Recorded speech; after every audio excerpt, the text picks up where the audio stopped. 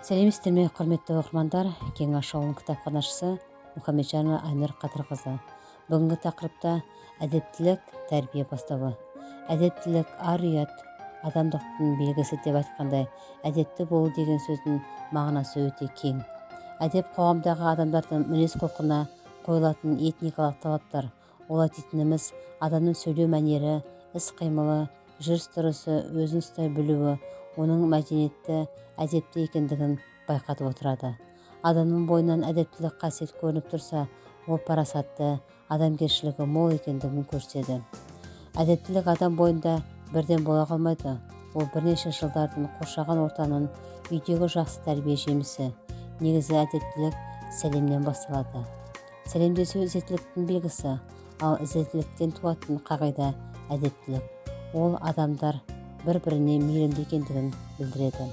Ата-ана өз балалары үшін тәртіптілік, ынтымақтастық, адалдық пен адамгершіліктің үлгісі болып табылады. Отбасының тірегі әке мен ана, ал қос шынары атасы мен әжесі. Сондықтан да осы кісілердің әрбір ісі бала үшін өнеге өсиет болуы қажет. Әдептілік, әдемілік бәрін адам отбасынан алады. Әр бала отбасын сыйлауы, ол адамгершілік қасиет. Әке-шешеге ешқашан дауыс көтеруге, сөз қайтаруға болмайды.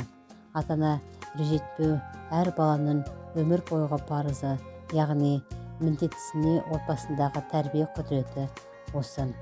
Әдептілік адам бойындағы жағымды қасиет. Абу Насыр әл-Фараби былай деген екен: әдептілік әрбір жеке тұлғаның рухани байлығы, қазынасы. Жақсы әдет, жақсылық жасау, бұл қай жерде болмасын, өнеге өсиет. Мысалы, мен қандай болуым керек?